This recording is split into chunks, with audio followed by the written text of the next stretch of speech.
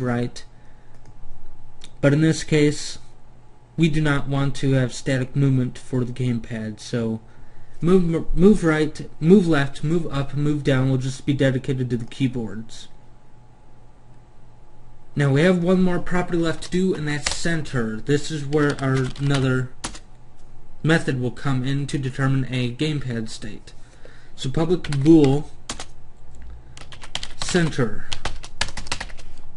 get return is keyboard press keys dot enter or escape or whatever you want to do. I use enter, or game current G state dot, it's a buttons dot a dot or buttons dot, yeah, a is equal to, there's another way to do that, what does dot is button press and stuff like that. We'll do that for the method pressed, semicolon, and in curly braces. Now just like the keyboard state, we need to do the same thing for the gamepad state. So there's two ways we can do this. We can check the button state, or we can do the same thing as a keyboard state. I'll do the button state, and I'll show you the keyboard state. So public bool is gamepad press, and it's a buttons B. Return B double equals buttons dot, oops, yeah, it's a button state, not buttons. So change the gamepad press to button state B, and then B is equal to button state dot pressed. Alright, so that will determine if the gamepad press. Now, if you hold enter, you don't want it to keep on centering. You just want it to center when you first press the button enter. So change public bool is gamepad press to is new gamepad press.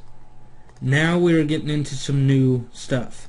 So if we just copy this, paste it below, and delete the new. So now we just made a copy of the old method. So the old method just cares about a current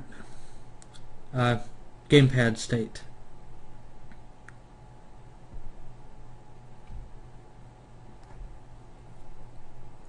Now here is probably the area where you want to use the is button press or is button down command inside the current state and previous state, because it will be a little bit difficult to pass both button state B and button state C and then test to see if each one of those is up and down and all that kind of stuff. So just like the keyboard press, if you want to do is new gamepad state, which means it's a brand new pressed key, you did not, or button, you do not press it in the previous state. It's brand new. If you want to do this technique, it's a good idea to delete this return, have a buttons B as the parameter, and return previous G state dot is button up, which means we did not press this button in the previous state. It accepts the buttons button, so that is passed through us through B, and so it has to be up in the previous state and it has to be down in the current state. Current G state dot is button down B. So if you want to do new, it's a good idea to use the dedicated is button down or is key down to do that. Because if we copy the keyboard method, paste it below, change is keyboard press is new keyboard press, keys.k, we already have current state that is key down, but if we do above that, before that, previous k state dot is key up k, and it requires no modification at all. We'll just add one little simple line of code there, and there we have it to determine if it's a new press or not. So now you can change the is gamepad press or not if you want. I'll just keep it the same. Okay, so center it, we want it to be a new is new gamepad press, and we pass it buttons.a. So the A button is the center, the enter button on the keyboard is the center. So that's the input system. If we save it, we have one more method left to do, and that's the update method. Public void update. And that just updates the previous G state is equal to current G state. Current G state is equal to gamepad dot get state, and here we go with the player index. I discussed that in the last tutorial, so I won't do that in this one. We do the same thing with the keyboard. Previous K state is equal to current K state.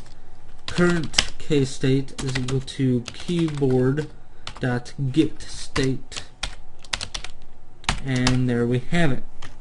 We save it, press F5. We can now run our sample.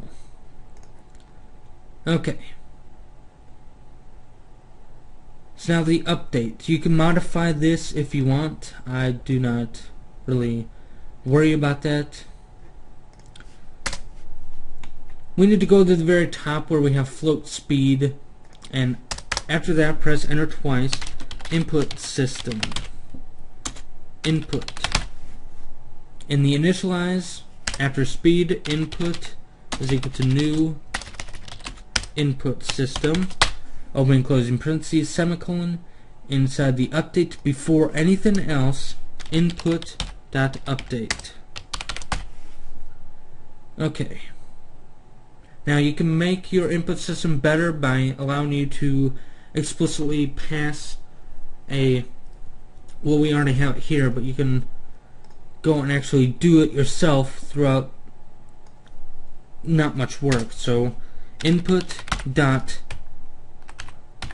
is new keyboard press keys dot enter, or input dot is new gamepad press, we pass it buttons dot back. Yeah, that's back. If we press escape, not enter. So if we press escape or on the keyboard or back on the gamepad, we will exit the game. So we just manipulated the input system to allow us to call from public, so that's why we did public instead of private here. Okay, input game. Now if input dot move left, so here's a property, we move left, so the property returns true, we want to move left by the speed. And whenever I have this, I like to have a vector 2 called a movement vector is equal to vector 2 dot 0. So movement vector, we do not want to constantly change the position and all that stuff. So we just change a movement vector, then update the position with the movement vector. Move dot x. So when we move left, the x will be decrementing. Is equal to minus speed.